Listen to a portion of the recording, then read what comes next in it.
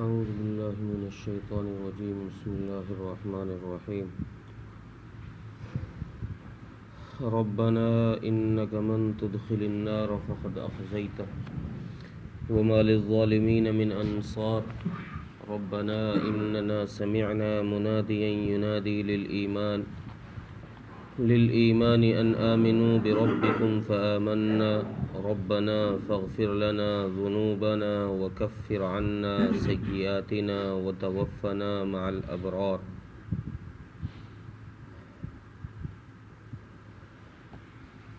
ان آیتوں میں جن لوگوں کا ذکر اللہ تبارک و تعالیٰ نے عقل مندوں میں کیا ہے، پچھلی آیتوں میں جو لوگ جن کے بارے میں بتایا گیا تھا کہ یہ لوگ عقل مند ہیں، ان کی صفت بیان کی جا رہی ہے ان آیتوں کے اندر کہ جب وہ اللہ تبارک و تعالیٰ کی بنائی ہوئی مخلوقات میں غور کرتے ہیں تو پھر وہ ان کا ریئیکشن کیا ہوتا ہے۔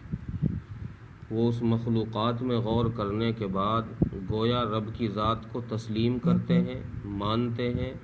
یا نہیں، یا کسی اور طرف چلے جاتے ہیں۔ تو ان کی صفات یہ بیان کی گئی ہیں ان آیتوں میں کہ جب وہ اللہ تبارک و تعالیٰ کی کاریگری میں غور کرتے ہیں،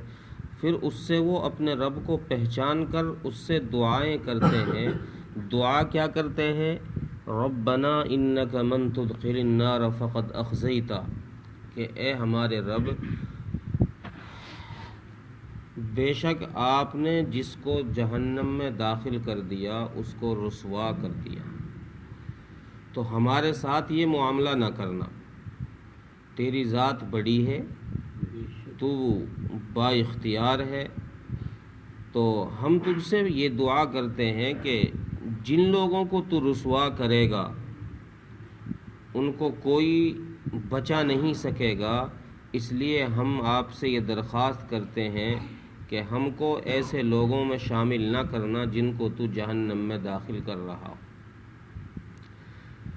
یہاں تدخل النار فقد اخزیتہ میں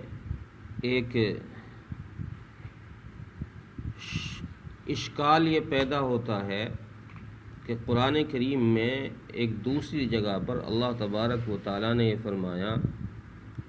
کہ ہم نبی کو اور نبی کے ماننے والوں کو رسوا نہیں کریں گے، اور اس آیت سے پتہ یہ چل رہا ہے کہ ایمان والوں کو رسوا کیا جائے گا، جہنم میں داخل کیا جائے گا، اور جہنم میں داخل کیا جانا یہ رسوا کرنا ہی ہے۔ صاحب تفسیر مظہری لکھتے ہیں کہ اس کا جواب یہ ہے،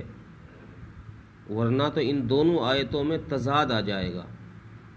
یعنی دونوں آپس میں ایک دوسرے سے ٹکرا جائیں گی۔ ایک آیت سے پتہ چل رہا ہے کہ اللہ تبارک و تعالی رسول کو اور رسول کے ماننے والے یعنی مسلمانوں کو رسوا نہیں کریں گے، اور اس آیت سے پتہ چل رہا ہے کہ جہنم میں جس کو داخل کیا جائے گا اس کو رسوا کیا جائے گا، جبکہ حدیث میں یہ صاف ہے کہ بہت سارے ایسے مسلمان ہیں جو اپنے گناہوں کے سبب جہنم میں جائیں گے۔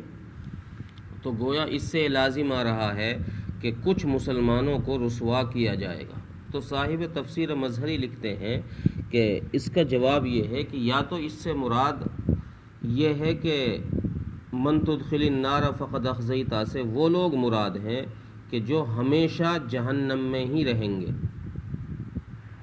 ان سے بچنے کے لیے دعا کی جا رہی ہے کہ اللہ ہم کو ان لوگوں میں شامل نہ کرنا جن کو تو ہمیشہ جہنم میں داخل رکھے، اور جو ہمیشہ جہنم میں داخل رہیں گے وہ مسلمان نہیں ہوں گے، وہ غیر ایمان والے ہوں گے۔ یا اس سے مراد یہ ہے کہ جو رسوائی یہاں مراد ہے یہ اصل میں رسوائی اس وقت تک کے لیے ہے جتنی دیر کے لیے جہنم میں داخل کیا جائے گا، اس کے بعد جب جہنم سے مسلمانوں کو، ایمان والے کو نکال دیا جائے گا تو پھر اس کی رسوائی ختم ہو جائے گی۔ یہ تھوڑے وقت کے لیے رسوائی مراد ہے۔ یہ دو جواب تفسیر مظہری نے اس کے دیے ہیں۔ من تدخل النار فقد اخزیتہ کا، اور پھر آگے فرما رہے ہیں اس آیت میں وما للظالمین من انصار، کہ ظالموں کا کوئی مددگار نہیں ہے۔ مؤذن کے پاس ہوگی وہ وہیں، ظالموں کا کوئی مددگار نہیں ہے۔ لفظ ظالم لا کر یہاں اس طرف اشارہ کیا ہے کہ جہنم میں جانے کی اصل وجہ جو ہے وہ ظلم ہوگا، چاہے اس نے انسانوں پر کیا ہو یا رب کے احکامات کو توڑ کر رب کی ذات پر ظلم کیا ہو یا اپنے اوپر اس نے ظلم کیا ہو، تو جہنم میں جانے کی جو مین وجہ ہے وہ ظلم ہے۔ اس لیے قرآن کریم نے ظلم کا لفظ یہاں ذکر کیا ہے کہ ظالموں کا کوئی مددگار نہیں ہوگا۔ انصار سے مراد، انصار کہتے ہیں طاقت کے بل پر کسی چیز کو دفع کرنا، اپنے سے الگ ہٹا دینا طاقت کے بل بوتے پر۔ اگر ہم یہاں یہ مان لیں کہ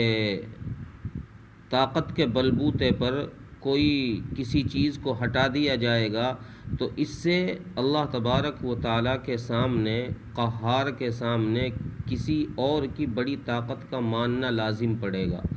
اور یہ اللہ تبارک و تعالیٰ کی شان کے خلاف ہے کہ کوئی اللہ تبارک و تعالیٰ کے یہاں زبردستی اللہ کے عذاب سے کسی کو بچا لے۔ تو اس لیے ماننا یہ پڑے گا کہ من انصار میں اللہ تبارک و تعالیٰ ہی اگر چاہیں کسی کو تو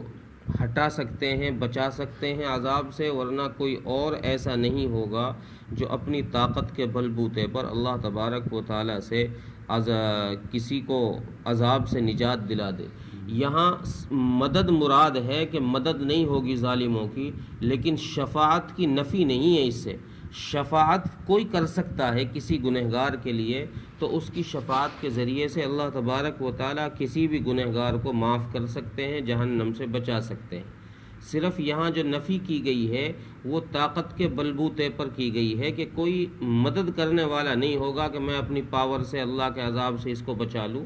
پاور سے کوئی نہیں بچا سکے گا۔ ہاں رہی شفاعت کی بات، تو شفاعت اللہ کے دربار میں اگر کوئی کرے گا تو اللہ تبارک و تعالیٰ چاہیں گے تو اس کی شفاعت قبول فرما کر ان لوگوں کو عذاب سے، جس کے لیے شفاعت کی جا رہی ہے، عذاب سے بچا دیں گے۔ آگے ایک دوسری دعا ان کی یہ ذکر کی ہے کہ انہوں نے کہا کہ اے ہمارے رب، ہم نے ایک پکارنے والے کی پکار کو سنا جو پکار رہا تھا کہ تم اپنے رب پر ایمان لے کر آؤ، تو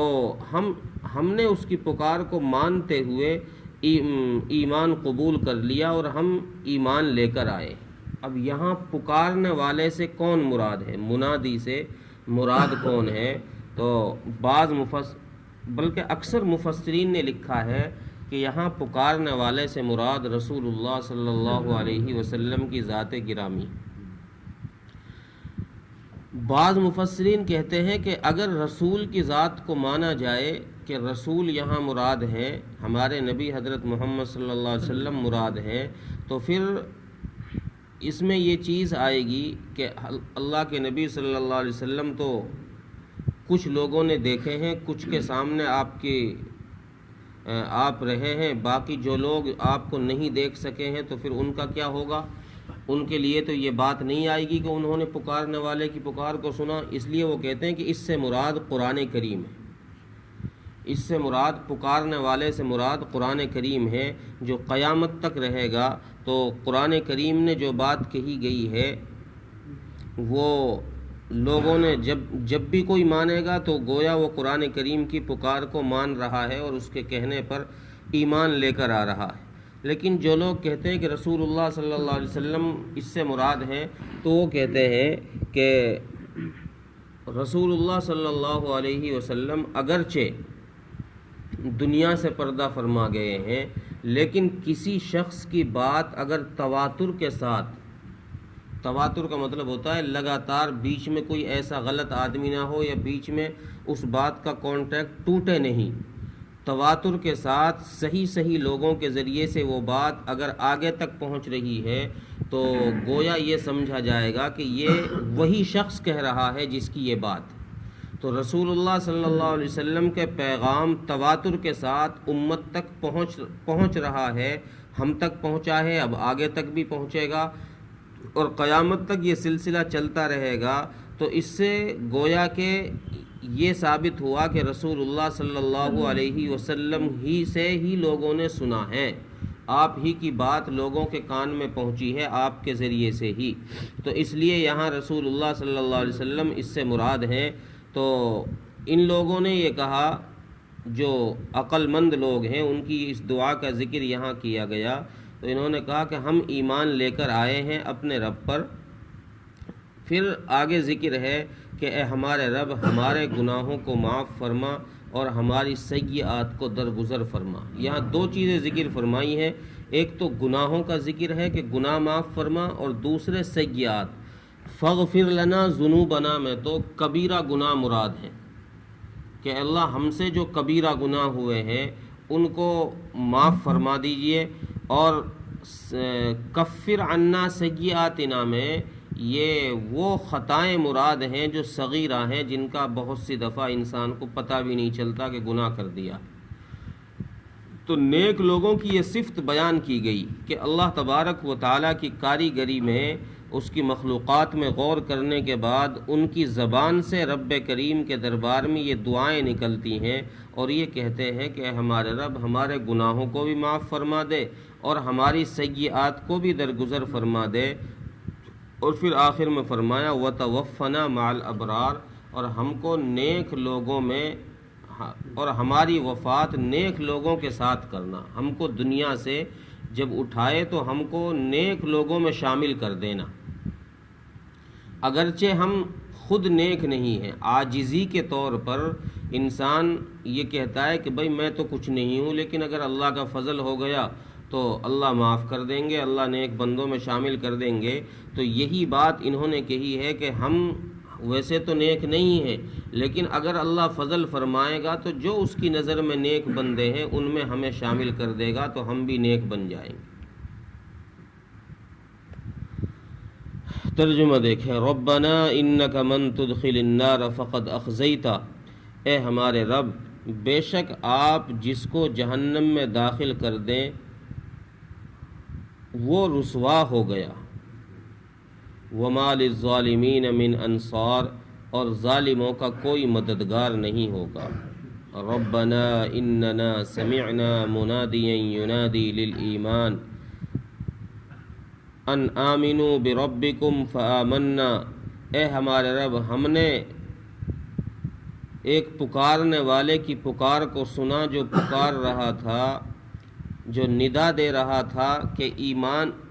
جو ایمان لانے کے لیے ندا دے رہا تھا کہ تم اپنے رب پر ایمان لے کر آؤ، سو ہم ایمان لے کر آئے۔ فآمنا، تو ہم نے اس کی پکار کو مان لیا، ہم ایمان لے کر آئے۔ ربنا فاغفر لنا ذنوبنا وکفر عنا سیئاتنا، اے ہمارے رب، ہمارے گناہوں کو معاف فرما دے اور ہماری خطاؤں کو درگزر فرما دے۔ وتوفنا مع الابرار، اور ہم کو اور ہماری وفات